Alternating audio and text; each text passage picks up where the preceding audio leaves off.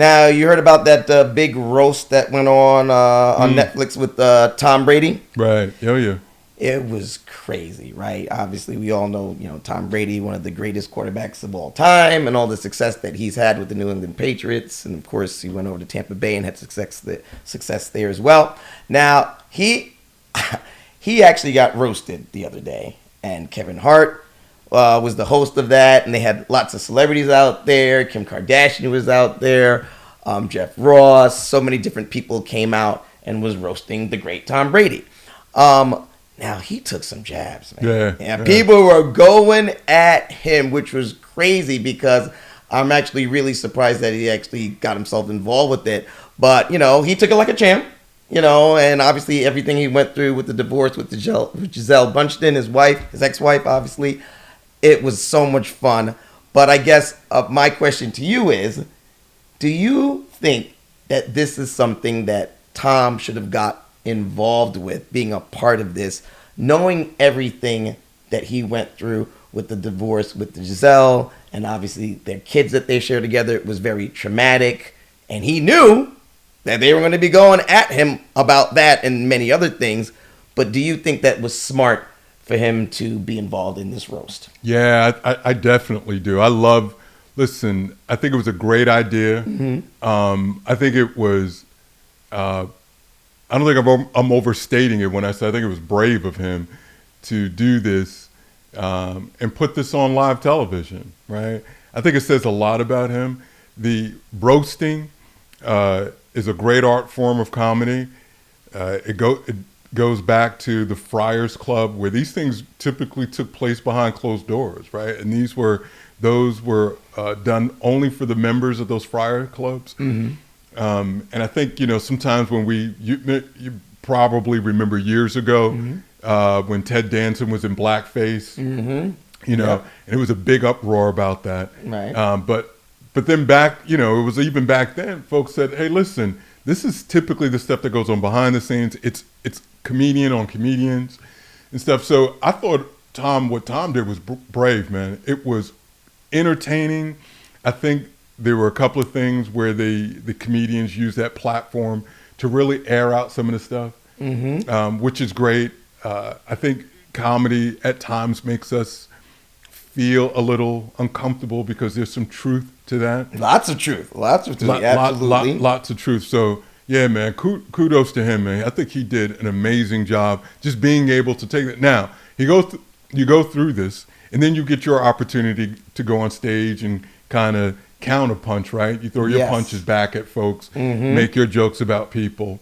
I thought his timing was good. You got to remember, he doesn't do this for a living. No, not at all. Was it Jeff Ross? Jeff Ross, in terms of producing this, again, amazing job. And then I found out too, I guess there was he purposely timed it during where I guess there was some large convention, probably not convention, but some large event where there are a lot of comedians in town. Oh, okay. So it helped to have a lot of folks there in LA during that time, as opposed to trying to bring people in. So a lot of folks would have been in town anyway. It was just done incredibly well, man.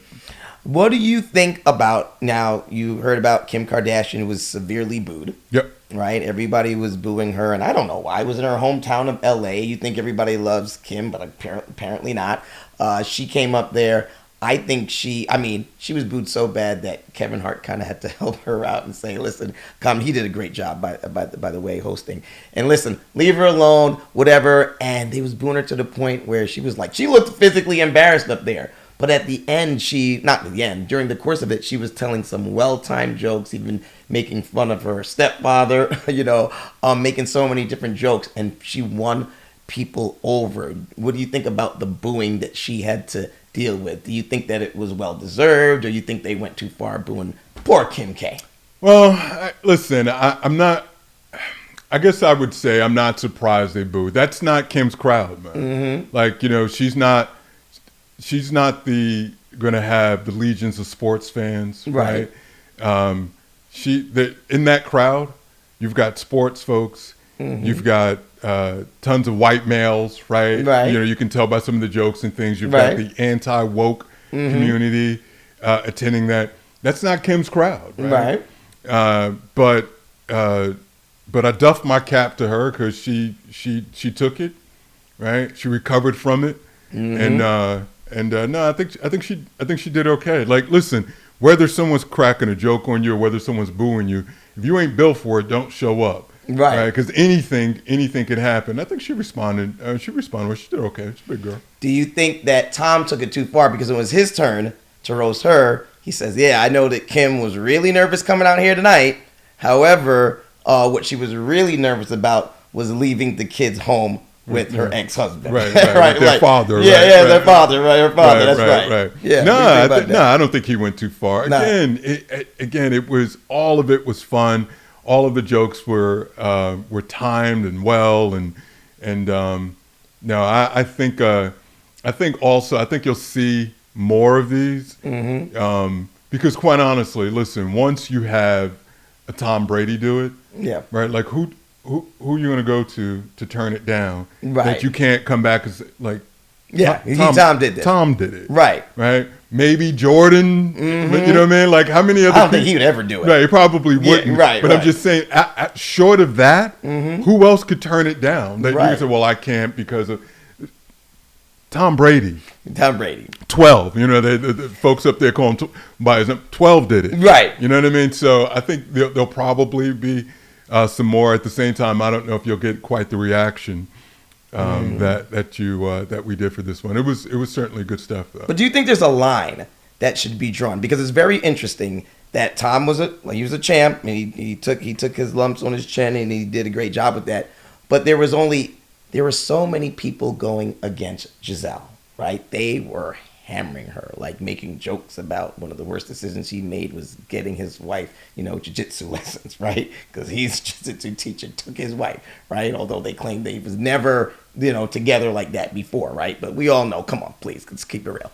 Now, they was going at her, and she even came out, and she's distraught, right? She's said she was very upset about the jokes that was being told against her. Although Tom didn't tell any jokes against her. He actually picked up the phone and actually called her and apologized for other people making jokes about Giselle and everything like that. So do you think, and they only usually talk when it has anything to do with the kids, right? So he wasn't stopping anyone from making any jokes against Giselle. However, the one time he stopped it, when he spoke to Jeff Ross about, hey, he made a joke about Robert Kraft, right? Which is very interesting, the owner of the Patriots, obviously. He stopped them there, but he didn't stop them about making jokes about his ex-wife and the mother of his children. So do you think he should have been a little more forward, a little more assertive by saying, yo, chill, let's keep it, don't go there with the mother of my children? What do you think about that? No. I don't think he should have said anything. Why? Well, because it was. Well, listen. Probably more of. Do I think he would say something? No. Do I think any ex-husband would say anything? No, probably not. And not the mother of his children. Oh, well, I think if you. Well, don't talk about the children, but it's an adult, right? And then I think also what's important to note, or to point out is. Your ex-wife is also a public figure too, right? Like I think if she were, someone who was behind the scenes, a private citizen, then maybe, right? Then maybe you don't bring it up.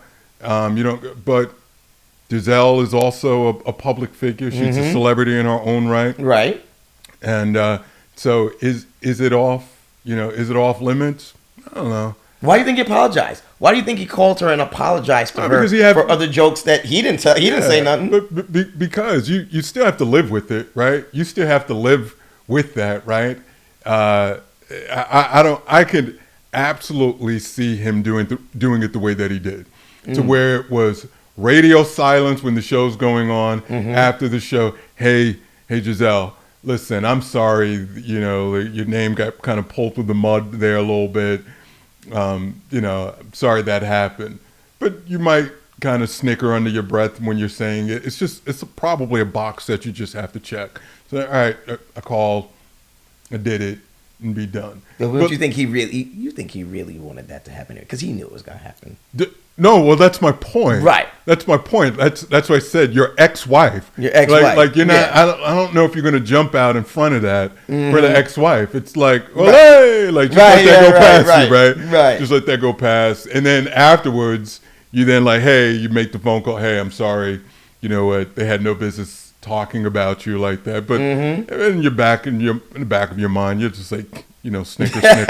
You know what I mean? Like Right. I think that's what that's about. Yeah, because I think these roasts are very nasty too at the same time, because people use truth as comedy. And is truth really comedy? Is it? What do you think? Because a lot of these truths that are being told about people, is it funny?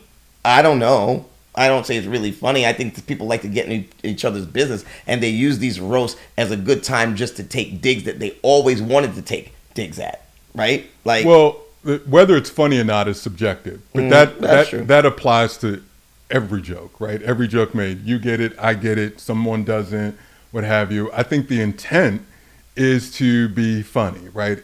It's a roast, right? And I so enjoyed it because also because of the reasons why that you pointed out, that it is uncomfortable, right? We're just so buttoned up right now. And don't get me wrong, listen, a lot of what we did was hurtful, meaning we, in terms of society. Yeah. And things that there was, the level of sensitivity was turned down a lot in many cases. So there needed to be a correction with that. Okay. But as we people often do, I think there's probably been a little bit of overcorrection. Yeah. Right.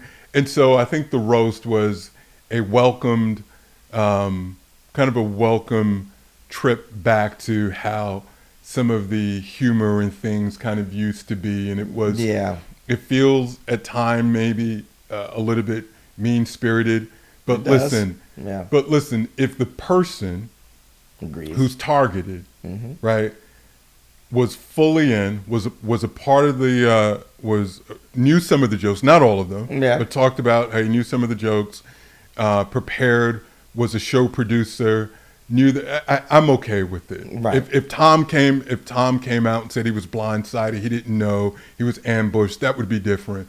But he was all in, and so if he's okay with it, I'm okay with it. Well, there should be no rule that you can decide, oh, don't say this, go over to Jeff Ross and say, don't talk about Robert Kraft. Like, no, if you're going to do a roast, everybody should be able to say anything they want if that's what you sign up for, and just say it. You don't stop someone from saying a particular joke. I thought that was kind of whack.